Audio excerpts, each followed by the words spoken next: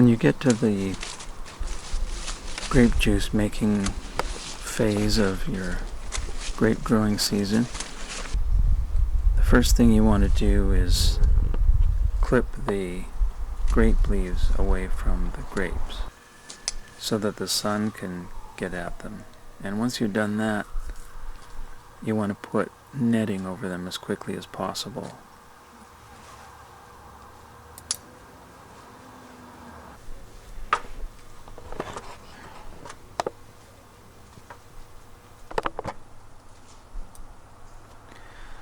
I've used string to tie the netting onto the top of the fence, but now I use a stapler.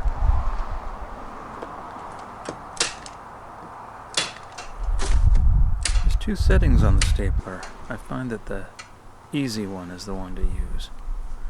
And then after you staple it along on the top, you have to go down and make sure it's stapled on the bottom of the fence. Otherwise, birds will fly up underneath the netting and get the grapes. When you've cleared away the leaves from the grapes, this is what it looks like. Nice and juicy, plump grapes thanks to the irrigation system I put in this year. And the sun shines down on them and makes them sweeter. And you can give them a few days, or maybe even a week, to ripen this way. Or longer if you're into it, but I think a few days is enough. Plus, when they're exposed, they're very attractive to birds, like I said, and even raccoons will come by and take them if they can. And the netting is a hassle. It's hard to put up, hard to take down. I'm not always convinced it's effective. But it is important to expose the grapes and give them a day or two. At least, not only because it makes them sweeter, so I believe, but also because then you can go through rather quickly and clip them all, and you need to do that because the grape crusher has a great capacity for grapes and needs them all in a hurry. The whole crushing and squeezing process should happen fairly quickly, so you need easy access to the grapes.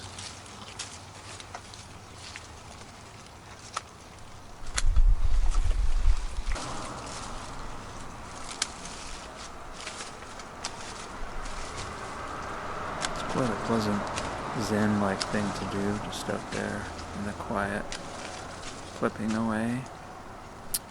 You have to be sure you can see where you're clipping though, otherwise you might clip a fingertip. And when all the leaves have been clipped away, then you can clip the grape clusters and put them in a tray. You can see how easy it is now that they've been exposed.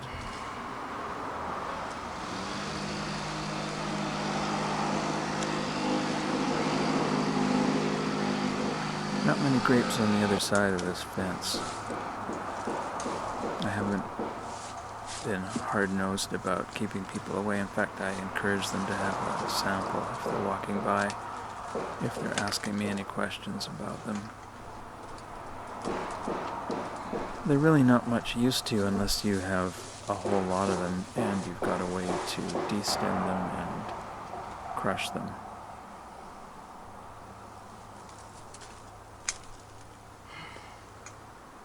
I've been doing this now for over 20 years, every year. When I started, I did the destemming by hand, which was a lot of work. It took a lot of time. One year, I spent so much time on it, and then I was making wine from the grapes, and somehow the wine got ruined.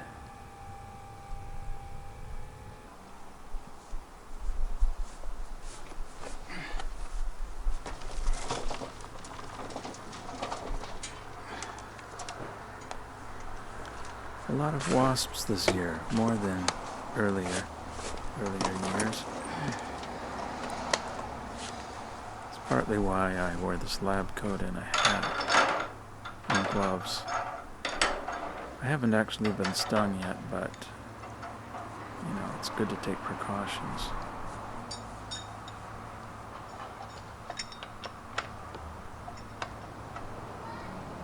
I like to make sure everything is really clean. I wash it quite a few times before I use it. Because of course it sits around in the garage or under the deck all the rest of the year. It gets dusty and animals crawl over it. If not for the fact that freezing the juice killed all of the bacteria, I'm not sure I would even proceed with making juice.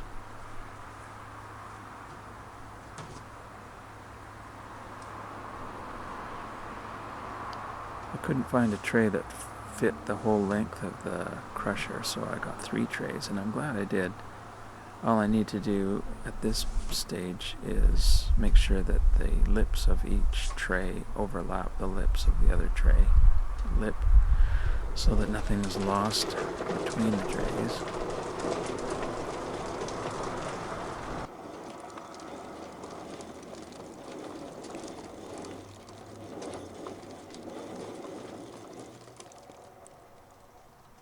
And here we have the most enjoyable part of the procedure, I think. Something very pleasant about machines that crush things. I know that sounds weird, but if you doubt it, just go on YouTube and you'll find quite a few videos of things going through machines where the machines are either chewing them up or crushing them.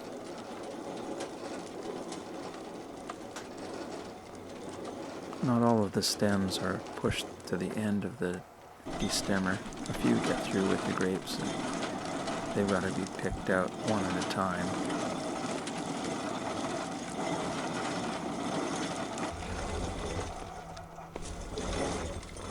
Took the lid off the destemmer so you can see exactly how the grape stems mechanically are manipulated to come to the end of the destemmer crusher.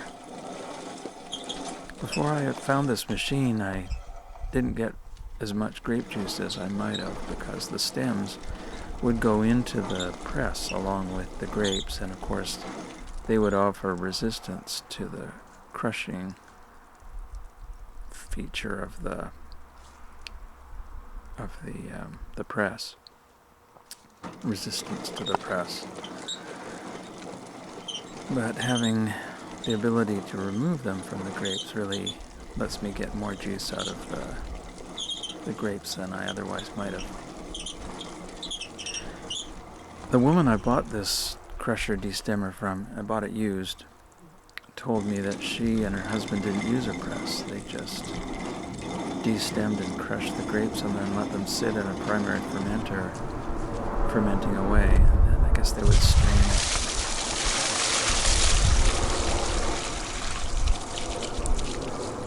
And then probably put the resulting juice in a carboy.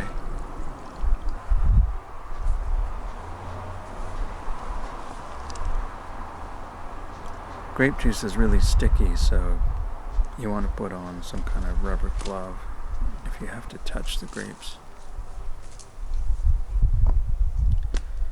And there are a few places in the whole process where you need to be quite careful that you don't spill things, because you can lose a lot of work. Like if I spilled all these grapes all of a sudden, that's days of, well, that's a whole year of waiting for these things, and clipping leaves and clipping grapes, and a lot of work up to this point, so you have to be quite careful.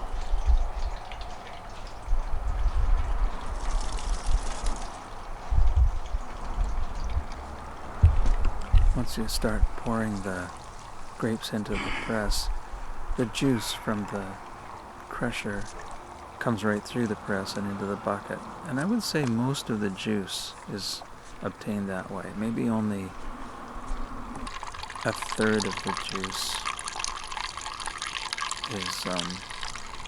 is obtained by pressing it. 2/3 from the destemming process and crushing process. Of course, if I had a pneumatic press. I'd probably get more juice out, but this is the old school style. Takes a long time, but it's quite pleasant. I enjoy the whole pressing process.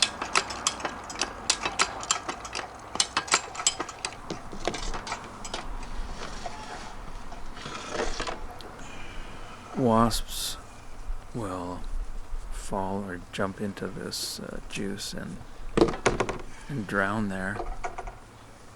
So I have a colander or a strainer that I use to strain them out, and I flick them away.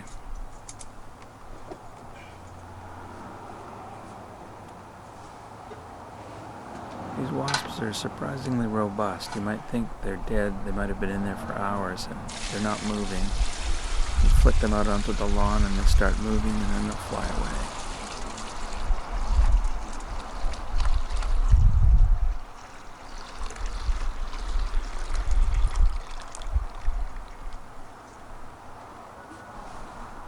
The juice is incredibly sweet and quite thick. It's kind of unpleasant to drink. It's just too sweet. So when I use it for juice, I dilute it 1-to-1 with ice cold water. So ice cold juice, ice cold water, half a cup every morning. It's great. Last year I think I got 24 bottles, these orange juice bottles, containers. They hold 2.47 liters each. But this year I only expect to get about 14 or 15 orange juice containers full of juice.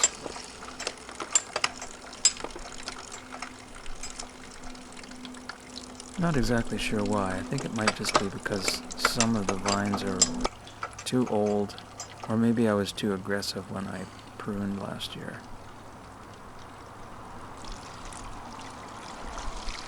This is another spot where you really need to be patient and careful.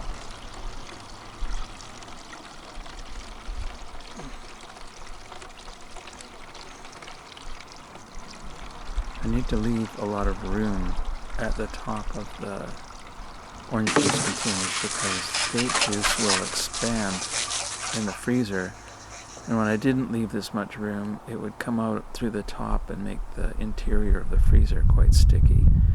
Now what do you do with the leftover stems and seeds? I plant them, and you can see there's a bunch of grape vines that are growing there.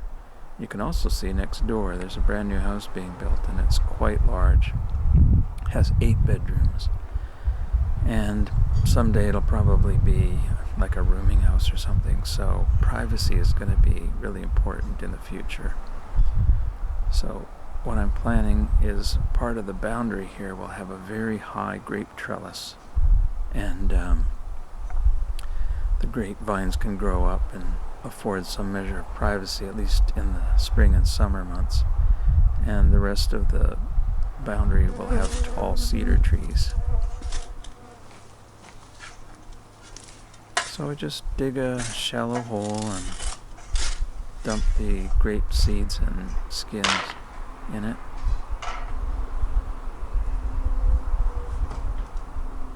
Hard to see the wasps. There's quite a few buzzing around this thing.